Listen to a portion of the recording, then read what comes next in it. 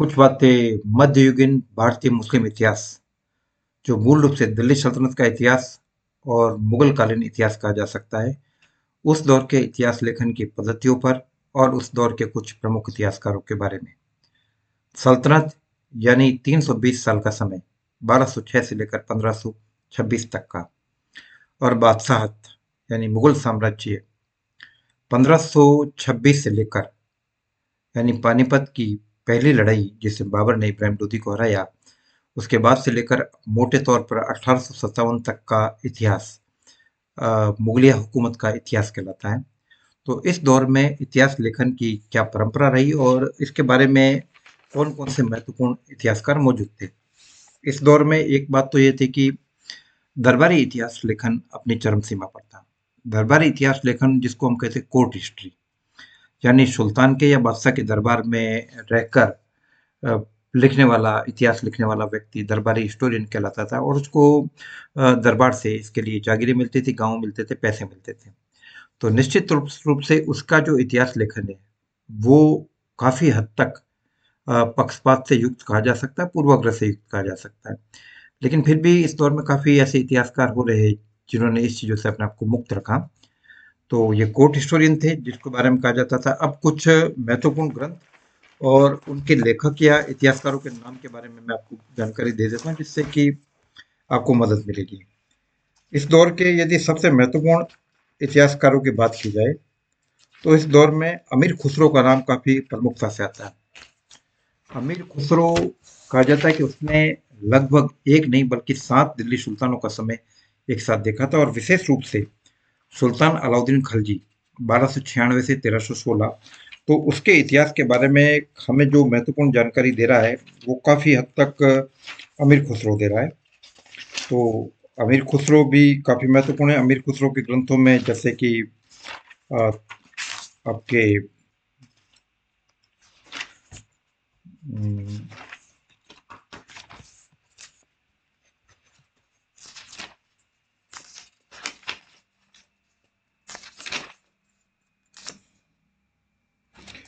काफ़ी ग्रंथ हैं अमीर खुसरो के। मैं कुछ चेक करके आपको बता रहा हूँ। पहली बात तो ये देखिए कि ये हिंद फारसी कवि था अमीर खुसरो। इंडो और पर्शियन लैंग्वेज पे इसकी अच्छी कमांड थी और जो इसका टाइमिंग है, 1235 से 1325, यानी कुल मिलाकर 90 साल का इतिहास ये कवर कर रहा है। 90 ईयर की हिस्ट्री। तो स्वाभाविक है कि इस दौर में वो 7 दिल्ली सुल्तानों का समय इजीली देख सकता है। इसकी कुछ रचनाएं हैं जैसे कि किरान उस सादाइन। किरान उस सादाइन 1285 में लिखी थी और इसमें वो अवध में दिल्ली सुल्तान कैकुबाद और उसके पिता बुगरा खान की भेंट का उल्लेख करता है। किरान उस सादाइन काफी महत्वपूर्ण ग्रंथ है।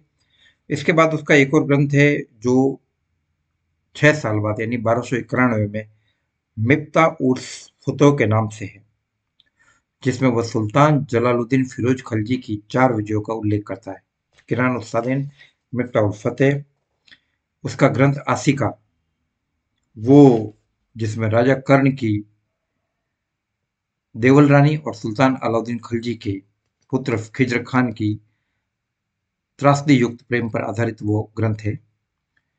अपने 1318 के ग्रंथ नूह सिफिर में खुसरो दरबार के बारे में बात करता है, हिंदुस्तान के आम लोगों के बारे में बात करता है, भाषा वनस्पति के बारे में बात करता है, जीव जंतु के बारे में बात करता है। तुगलकनामा ग्रंथ भी उसने लिखा, जिसमें गयासुद्दीन तुगलक के राज्यारोहण और खुसरो खान पर उसकी विजय की बात करता है। खजानुल फतेह नामक ग्रंथ जो उसी के द्वारा लिखा गया था, जिसमें वो सुल्तान अलाउद्दीन खिलजी की विजयों का उल्लेख करता है। तो ये काफी महत्वपूर्ण जानकारी दे रहा है। इवन 1303 के अलाउद्दीन के चित्तौड़ हमले के समय में भी अमीर खुसरो वहां पर मौजूद था।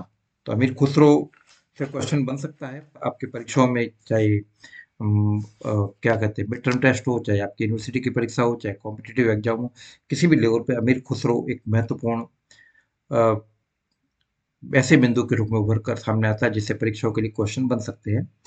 इसके अलावा इस श्रृंखला में फजल का नाम आता है, अबुल फजल और फैजी, जो कि अकबर के दरबार में थे और काफी महत्वपूर्ण इतिहासकारों की श्रेणी में वो शामिल किए जाते हैं।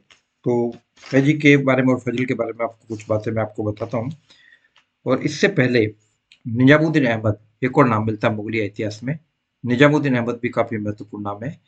निजामुद्दीन अहमद वो लेखक है जिसने कि तबाकत अकबरी लिखी थी, और वे अकबर के शासनकाल में बख्शी के पद पर भी पहुंचे थे, मीर बख्शी के पद पर भी।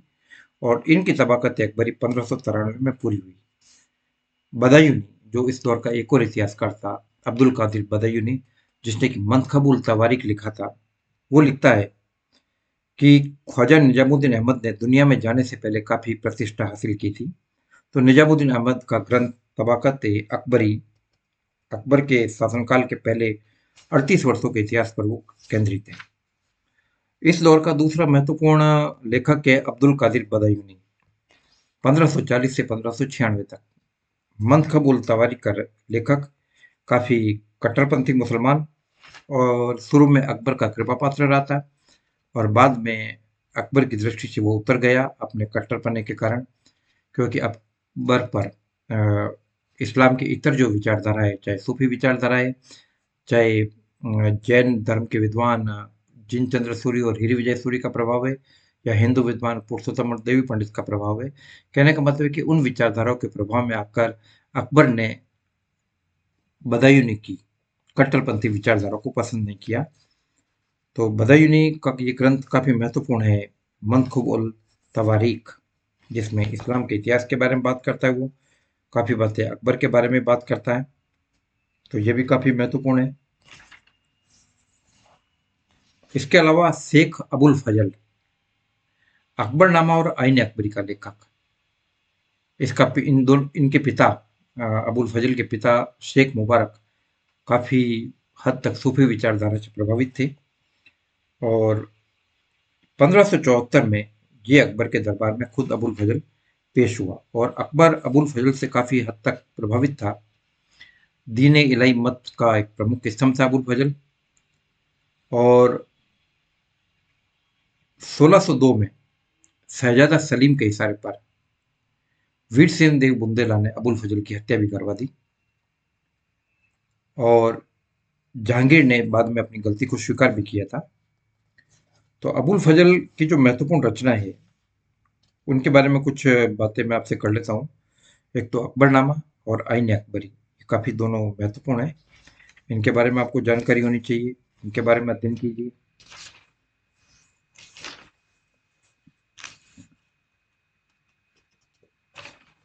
इसके अलावा खाफी खान भी एक महत्वपूर्ण इतिहास लेखक के रूप में उभरकर सामने आता है। खाफी खान की महत्वपूर्ण रचना थी मंतखब उल लुबाब, जो 1733 में पूरी हुई थी, और 1700 के बाद की जो ऐतिहासिक घटना है, उसके ऊपर ये खाफी खान का ग्रंथ काफी महत्वपूर्ण जानकारी देता है। और ये बेसिकली जो ग्रंथ है, ये बाबर से शुरू अपने 1519 से 1733 तक के बारे में जानकारी दे रहा है। मोहम्मद शाह के शासनकाल के 40वें वर्ष तक का इतिहास है। बाबर से शुरू हो रहा है 1519 से, बाबर की हिस्ट्री से, और 1733 से मुगल सम्राट मोहम्मद शाह रंगीला के शासनकाल तक की वर्ष का इतिहास इसके अंदर कवर किया है। 14वें वर्ष तक का इतिहास। मोहम्मद शाह रंगीला 1719 में हुकूमत में आया, और 14 साल तक यानी 1733 तक उसने हुकूमत की। तो खाफी खान का ये ग्रंथ मंतखब अल लुबाब काफी महत्वपूर्ण ग्रंथ है। इस दौर के अन्य इतिहासकारों में भीमसेन का नाम मिलता है, जिसने कि नुस्खा ए दिल खुश लिखा। तो ये कुछ महत्वपूर्ण बातें थी, मैंने आपसे चर्चा की।